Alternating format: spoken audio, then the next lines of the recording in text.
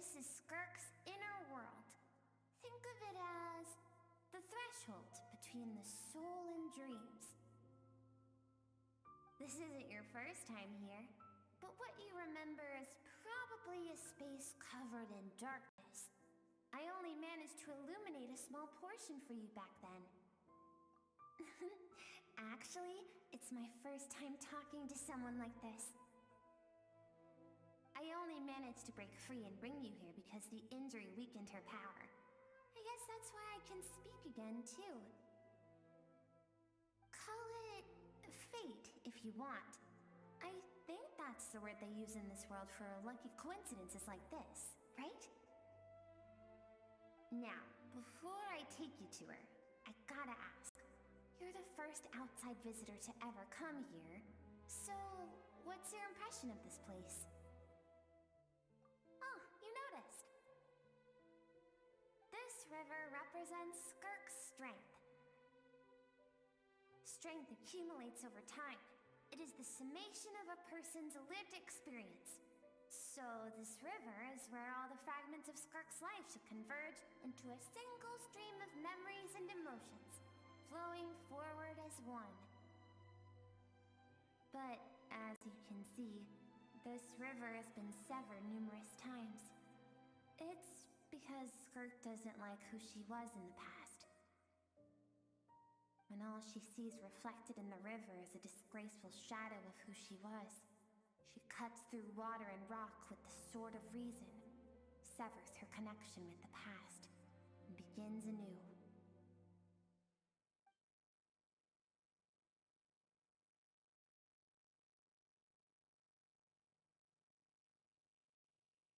You must learn to shut out all the pointless emotion. Crush the self that makes you weak, and become master over your physical form. This isn't my first taste of failure or losing power. When you fall, you get back up again and become stronger. That's how it is.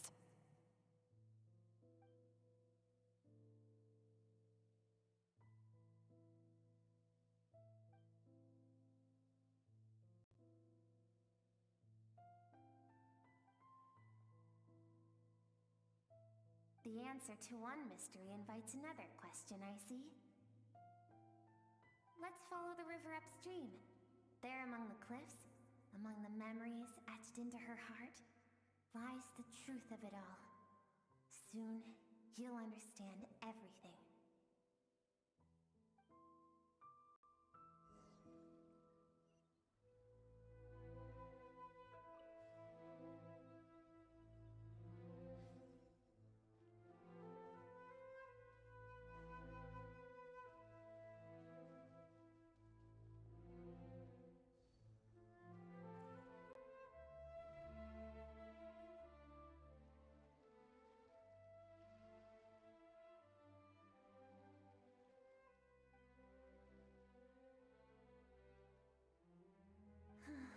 I've always thought that, even when falling leaves don't come from the same tree, they can still form bonds of kinship when they meet.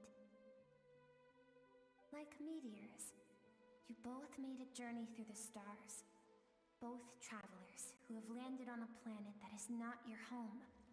Yet, when she first noticed your presence, although she hesitated for a moment, she still chose to walk away.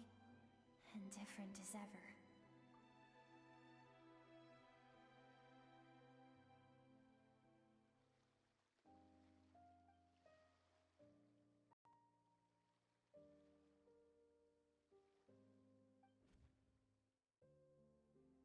Seems like you've answered your own question. Skirk sees herself as a trespasser in this world. She's made a conscious choice to avoid altering its path. But the reason for that decision stems from events much earlier on in her life. Let's keep going. It's still a long way to the source of the river.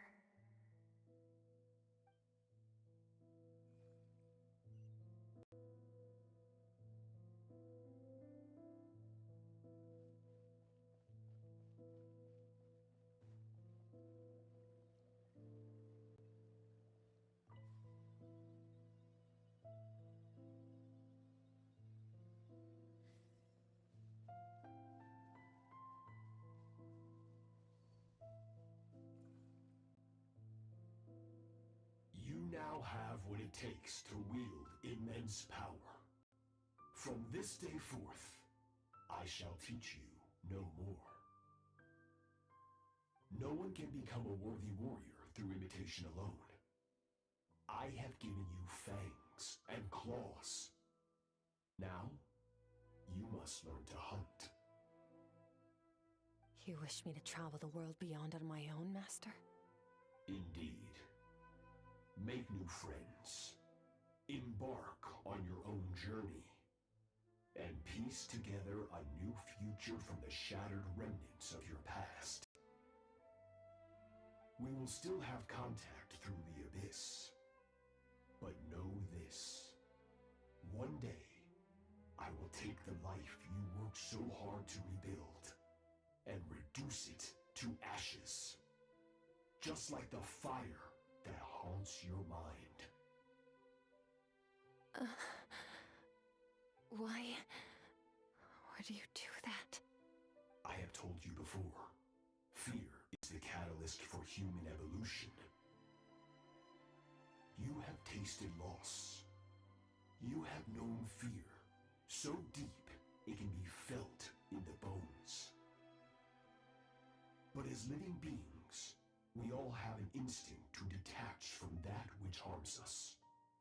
And thus pain dampens over time, and the acrid taste of fear becomes but a distant memory. Yet now, I have bestowed upon you the gift of fear eternal. It will drown you in the nightmare of your childhood, or it shall drive you to defeat me, whatever the cost.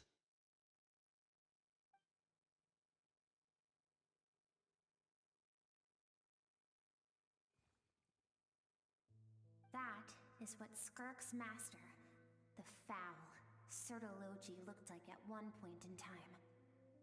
Of course, as a higher being, physical form is a triviality to him. He could appear as a beast, a human, or even a monster that defies description. The form you see him in here, clad in abyssal armor, is the one he usually wears when traveling through the stars.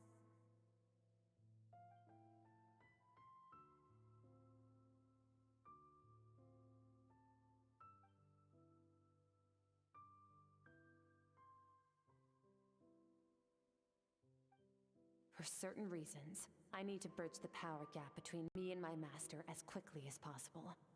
But first, I need to understand the source of his strength. To do that, I need to follow in his footsteps, walk the path he once walked, and somewhere along the way, I'll find out how to defeat him. That is my sole focus and purpose.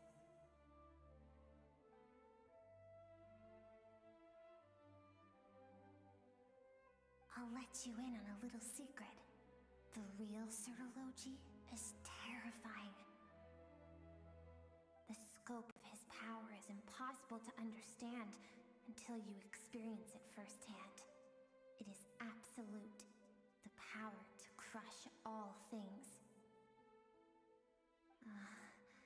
Shall we keep going? Let's see. We're about halfway there.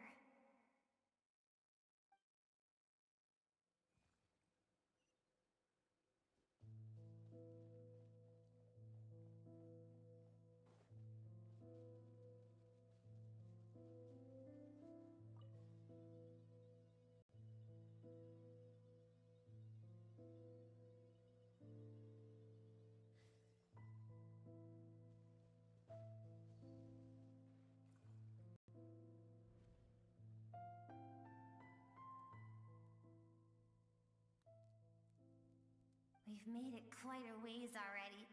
This is Skirk, when she first began training under Sertologi. I have set your broken wrist.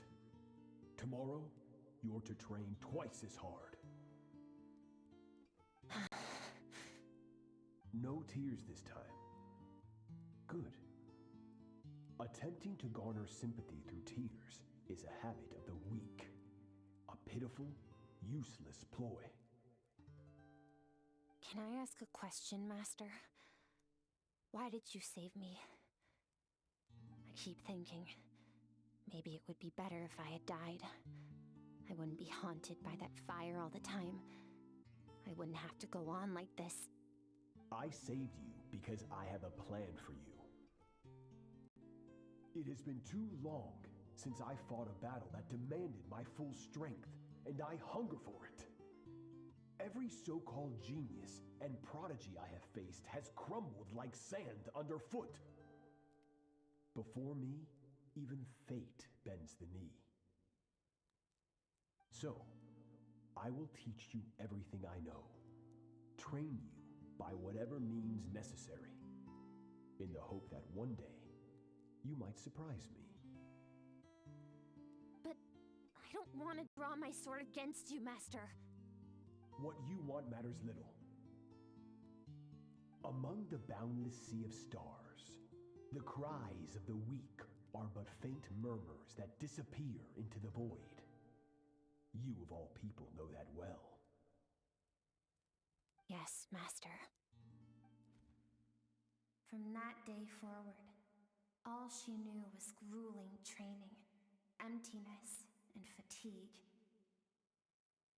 After some time, her talent bloomed, and she gained control over her emotions, like her master. How should I put it? It was not that human emotion disappeared from her heart, but that reason came to dictate all she was allowed to feel. I suppose it was at this point that she became the Skirk you know today.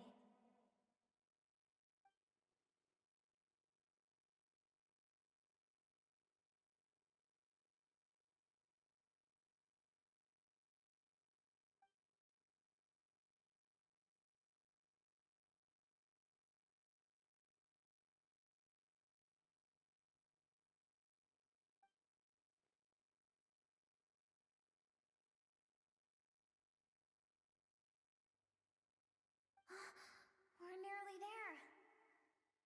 I almost don't want to reach the end. Well, shall we? This is the final stretch.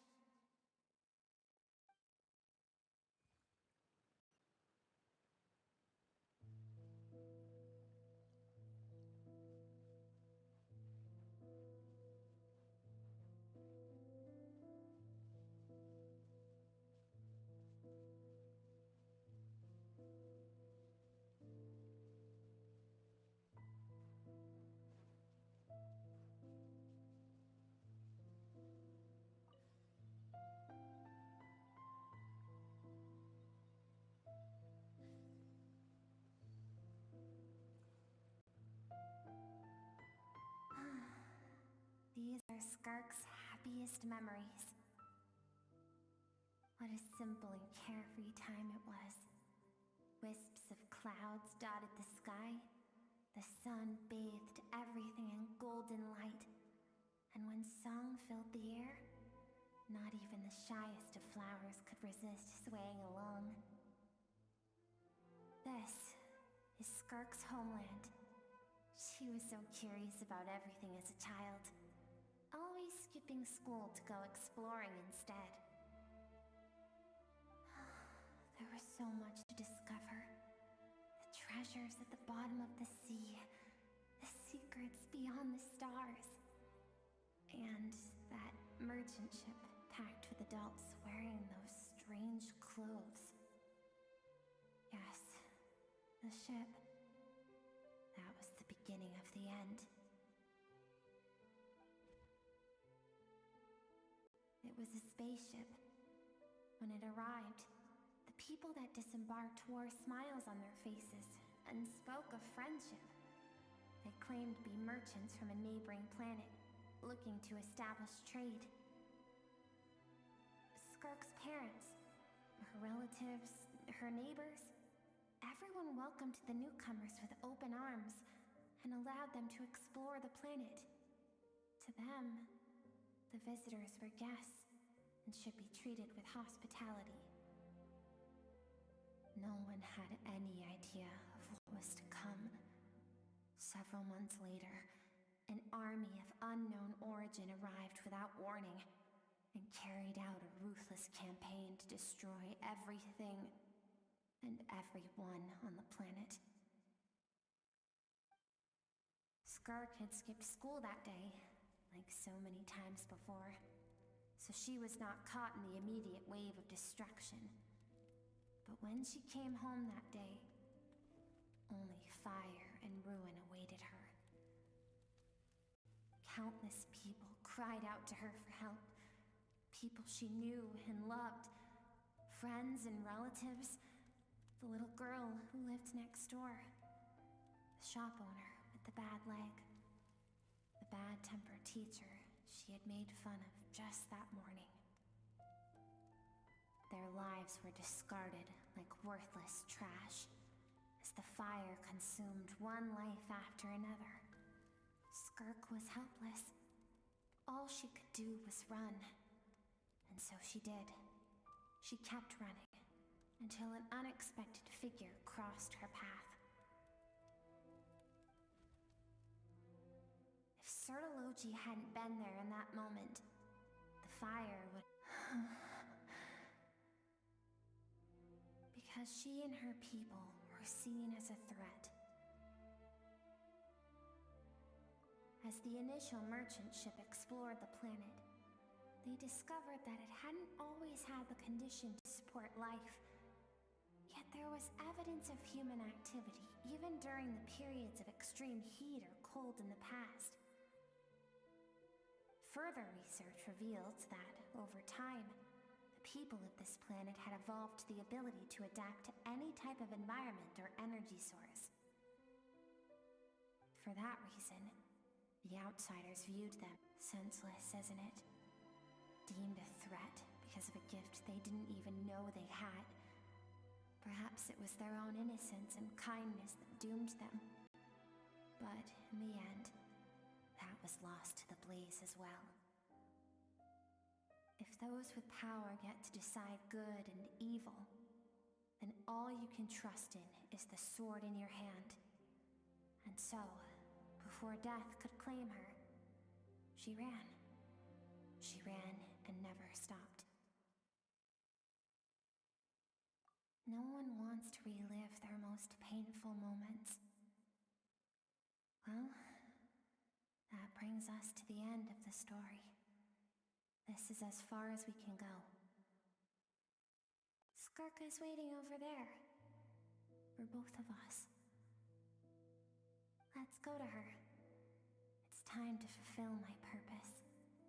And my greatest wish over all these years.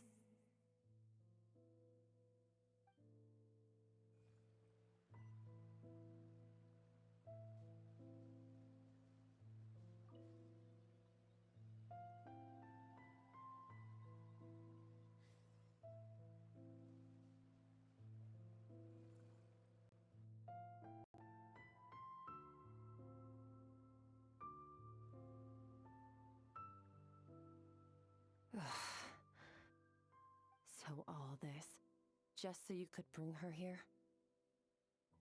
I have things to say to you. Well, to me. I want someone to witness our reconciliation, even if it takes her suppressed emotional self. The version of herself she keeps locked in the recesses of her mind, stifled by reason. All those rejected impulses, those discarded aspects of your past selves, they are a part of me now. I am who you used to be. Someone you have refused to face for too long. So, I came to face you instead. You're wrong. I've faced you all along. And that's exactly why I keep you locked here. Your existence makes me weak. Moments of joy and longing are when we are most vulnerable. Don't forget, it was a penchant for goodness over reason that doomed our homeland in the first place. The vastness of the universe renders everything insignificant. Our feelings most of all. Even so, learning from the mistakes of the past doesn't have to mean erasing everything. Strip yourself of your so-called weaknesses, emotions like kindness and empathy, and what makes you any different from the ruthless soldiers who slaughtered our people? The difference is that I'm doing what is right, what is necessary. I allow you to exist, but with limited freedom. That is the greatest kindness I can offer. I have shouldered everything you couldn't carry. I rose above the numbness and emptiness, and it was cold, unfeeling reason that brought me this far. It made me who I am. It made me strong. That is the problem. I want to shoulder those things together. On the grand scale of the entire universe, maybe our feelings are vanishingly small, but why should that mean they don't matter? Emotion gives warmth to the cold expanse of space. It gives meaning to the world around us. Think back to those nights of gazing at the stars, those afternoons of exploring the unknown. Think back and let them grant you peace. A brief respite from the pressure you put on yourself.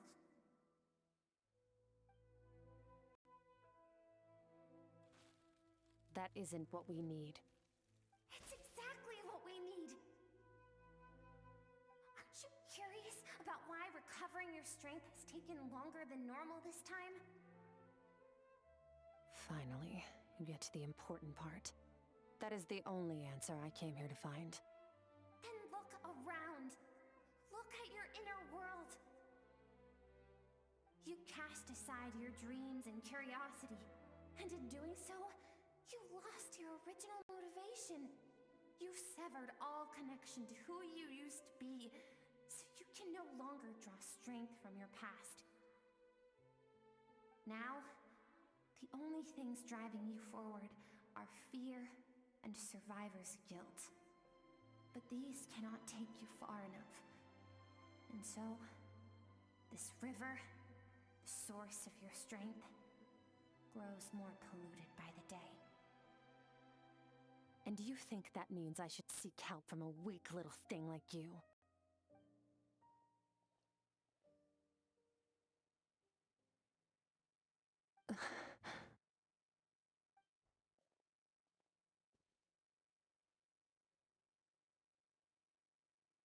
Thank you for saying that.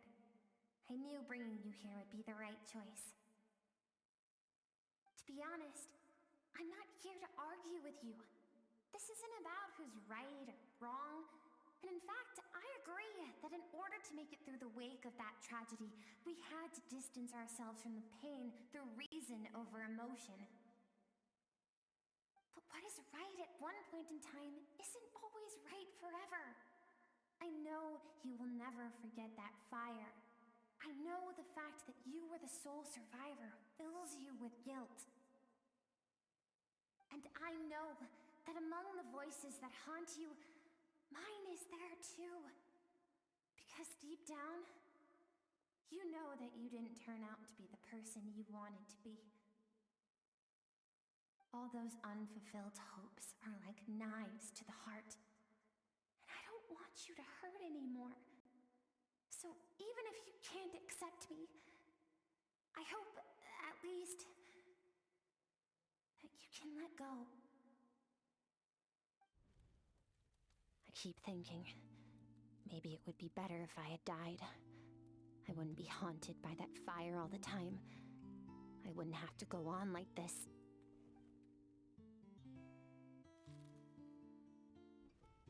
Your dad and I, we're not afraid to stare death in the face, but we need you to survive.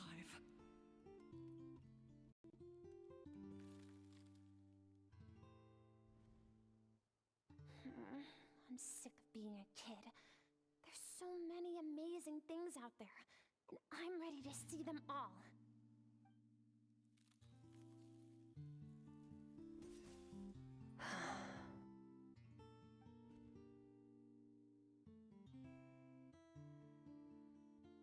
I remember. There was a song Mom and Dad always sang when we went out to fetch water. Dancing water. The sand along your path is begging for your song and movement. Will you carry this burden with you on your journey? I am not the dancing water, and you are not the burdensome sand. But if this is your wish, then I will carry you with me until the end. Thank you. I should be thanking you.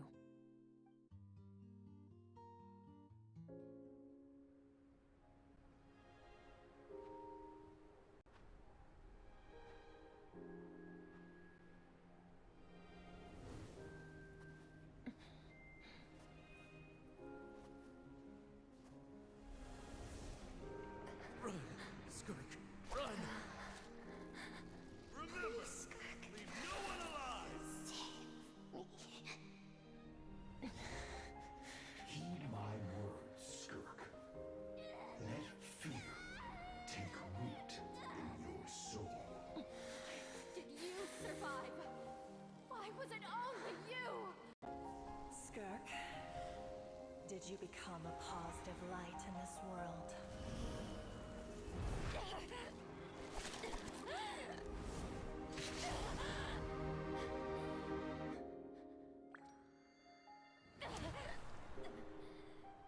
Hey, this doesn't have to be the end.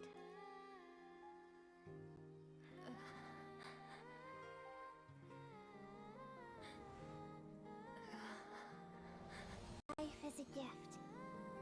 Don't let darkness claim it.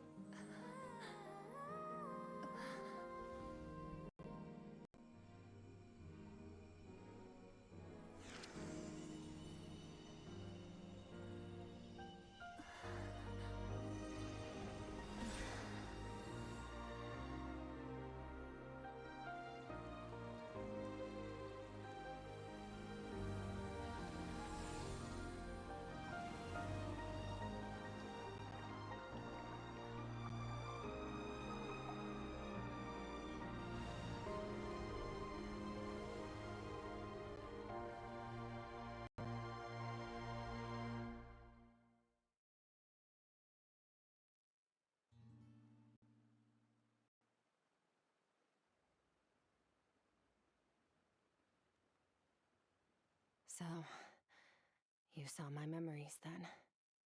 I once asked my master if survival of the strongest was the law of the universe. He said no, but in a world without order, those with no moral boundaries tend to be the ones who survive. That's why, after hearing his answer, an idea came to mind. An idea that, one day, I would create a new world order. One in which there would never be another tragedy like that fire. One in which power was not the law of the land. But that means I must defeat him. Because my master, Sirologi, is, at the core, a defier of all rules and order. Yes, and not just because of the gap in our abilities, but also because I have no reason to see him as an enemy. Although his decision to train me was not made out of kindness, he did everything a master should. He saved my life, taught me the sword and the principles of strength. And for that, I respect him. I know, and it's not something I want. But Master never goes back on his word. I have to treat everything he says as a promise. He's no longer into that, but he sends me messages through the abyss every now and then. Most of them are simple greetings, or an answer to one of my questions. Every time I hear from him, my heart skips a beat. And I wonder if this is the moment where he'll finally appear before me and tear down everything I've built to pieces. Maybe that means I do live in eternal fear, just like he said. Yes, I respect him, but I'm also afraid of him. And for that reason, the pursuit of strength consumes every moment of my life. I don't know what Master has planned, but I have to be ready. Help me? Why? This isn't your fight.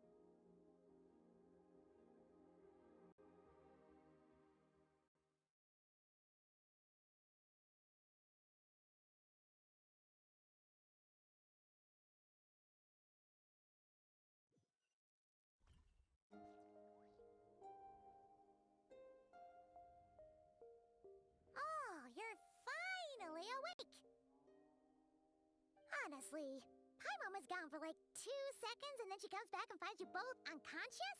Oh, you scared Paimon half to death. You're both okay, right? What does it look like?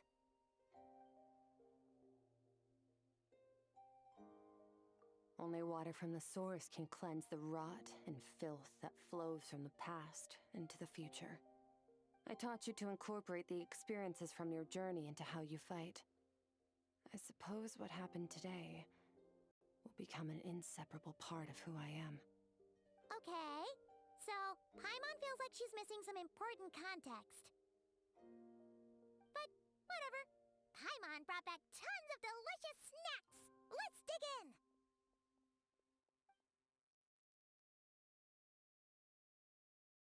All right. It's about time we finished what we started. We're gonna deal with this thief for good, right? This time, I'm not going to tell you to hold back. But having digested even more power in the meantime, he's going to be tougher than before. The good news is, we have no reason to pull our punches this time. So, let's go. Same place as last time.